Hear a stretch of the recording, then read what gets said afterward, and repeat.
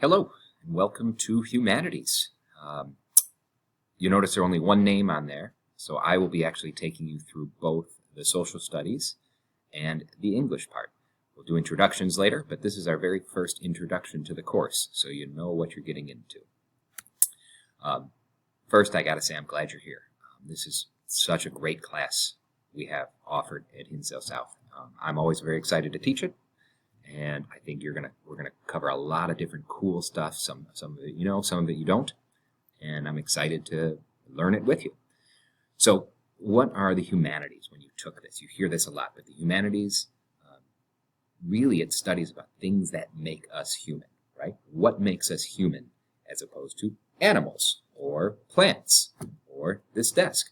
Besides dreaming of hammocks by the sea, that's what I'm doing. I'm dreaming of a hammock by the sea. So, in this course, what we're going to look at, we'll look at history, of course, because you just have to, and you'll see we'll kind of put everything into their contextual history of their geography.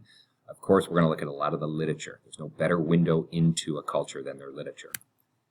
We'll talk about philosophies. So we'll talk about the origin of a lot of philosophies and how they have made the world the way it is and made a lot of our laws and our rules and governments the way they are. We'll look at the religions. So you might be very familiar with a single religion, but we're going to look at the 5 world religions.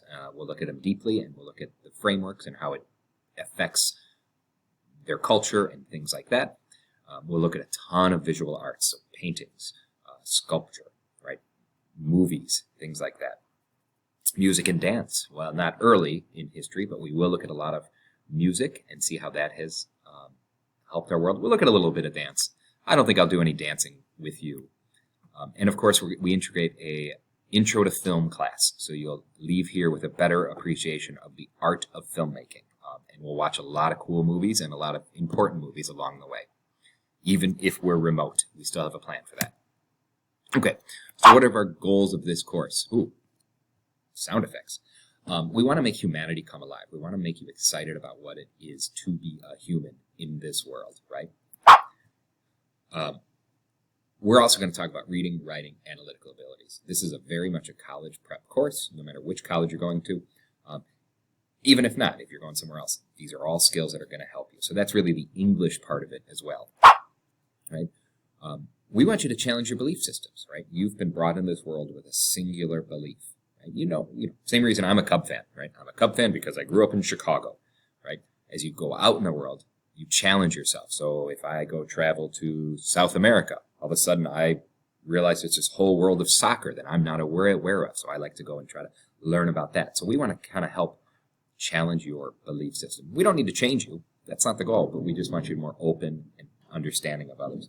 And I think that's going to make you more empathetic as well. Much more so than some of these canned empathy lessons. I think if you know where other people come from, you become much more a citizen of the world. Okay, look, we're going to have some fun. We're going to work you a bit. I'm going to work you a bit, I guess.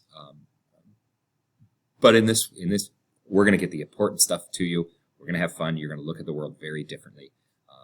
And that all will be good. Okay, so some essential questions we want to talk about during this course. What is the importance of civilizations, right? What factors support or destroy its fabric? We've had a lot of civilizations that have gone strong and affected the whole world. Looking at you, ancient Greece and ancient Rome, we've had a lot of civilizations that are not here anymore, right? So we want to understand how this happens. Okay. Why do we make art? Why are we creative? Right? Why do we like nice things? Right? Why do we like to decorate our rooms? Why is Hinsdale South so ugly? All of these things we're going to kind of talk about. But why do we do this? And why is it important to the individual and to the culture? Are we good or evil? A lot of philosophy, a lot of artwork, a lot of stuff goes to this. And then finally, what does it mean to be human? Right? Okay, so what are some of the challenges that face human, right? Humans get put on this earth. Right? And what are these challenges? Well, first, nature, right? Nature is a beast. So how do you survive in either the extreme cold, right, during a storm? Looks like my house last week. Right? You're coming across saber-toothed tigers or these vicious wild animals, and we got to confront them. We got to figure out how do we live with them, or how do we get rid of them, or how do we coexist with them. Okay? Look, we need to survive. Right? Here's a picture from the Doctors of the Plague wearing a mask. Sounds familiar. We'll talk all about the plague. We'll talk about pandemics of the past, too. Kind of fun stuff to know the history. This is not the first time we've been locked down. And actually, we have it pretty easy, this one, compared to other ones. Why are we, why do we tend to be communal? Right? By nature, humans are very communal. Right? Why do we join communities? Why do we like to live with other people? Right? Why do we have king-size beds? Don't answer that. Right. All good questions to ask. And sometimes we turn against communities. Okay. We want to know self-knowledge. How do we know who we are? Like, how do people understand their role in not only the world, but in the cosmos? It's a word I'll use a ton in this class, the cosmos. What's our part in the greater scheme of the world? Okay, just Charles Darwin, a guy we'll study later, but man is the rudest state in which he now exists, is the most dominant animal that has ever appeared on this earth. He manifestly owns this immense superiority to his intellectual facilities, to his social habits, and to his corporeal structure. So what does that mean exactly? Well, what makes us superior? Look, we have a big brain. Brains. That's why zombies are always after us. But it gives us these things. We are able to have reasoned behavior. Right? We remember things, and those memories affect us. We might not do something the same way a second time. We're able to think abstractly. Right?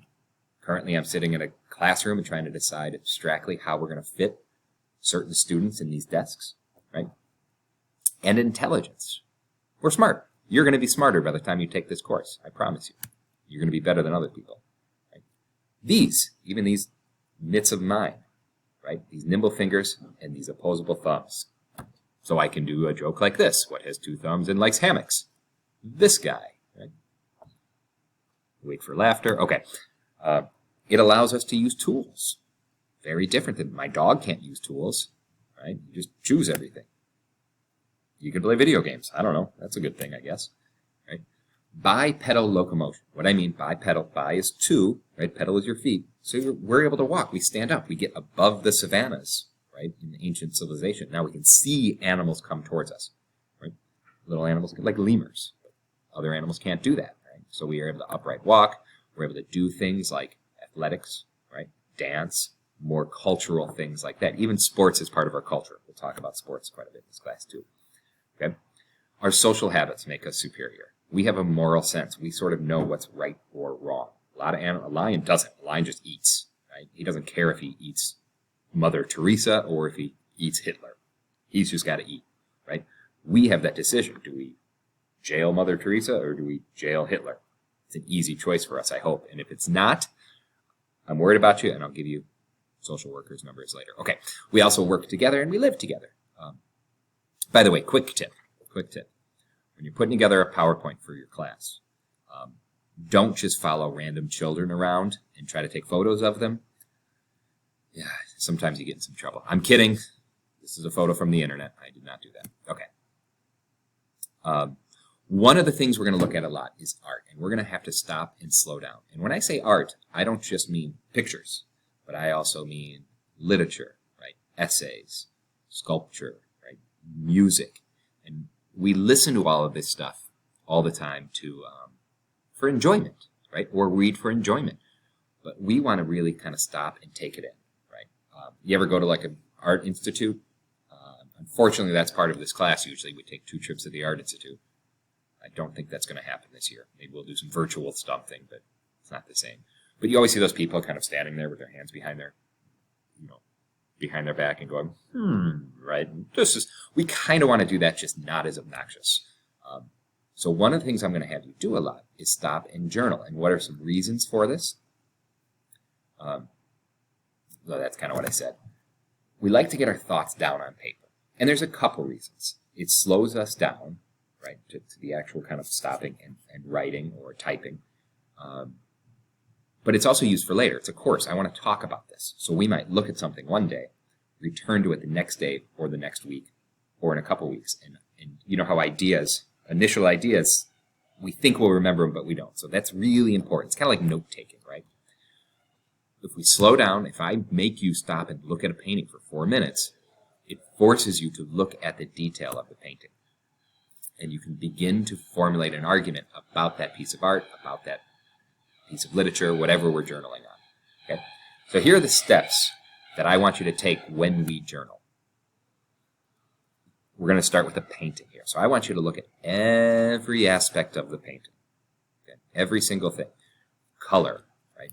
Texture, mood, right? What's on the painting? Is there a house with a tree and a little hole in it that no tree in the world has, but every time we draw a tree, it always has that hole in it?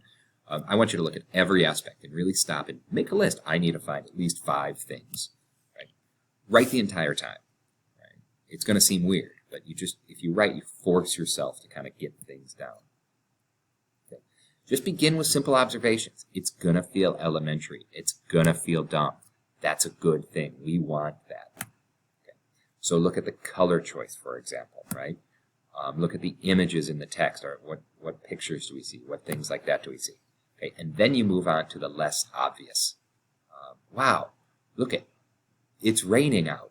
That's a mood, right? Usually when it's rain, we're sad, and that brings a mood to this painting. The sun is in this painting. It's bright and shiny. So you start making those second-tier analysis parts, right? But you really can't get there without doing the first obvious things. And I don't want you to skip those obvious things. I think sometimes we want to sound so smart that we skip the obvious. And we don't want to do that. We like the obvious. Okay? So I'm going to put up a painting. Historical context. Sorry, that's something we're really going to look at in this course as well. And I think it's super important. It's super fun to look at. Okay. So I'm going to put up the following painting. Right? And I want you to look at it. And I want you to journal. I'm going to put up the following painting, and I want you to look at it, and I want you to journal at it. Try to write for 4 to 5 minutes. If you don't know where to start, just start, I noticed blank, blank, blank, blank, blank, and then try to get to those second-tier ideas as well. Okay? And I'm actually going to end this this lecture on this spot. So this will be the last slide. I'll put it up, right? You can just pause it and look at it. Give a journal, and I'll have you do that journal on Canvas. You'll see a second assignment for that.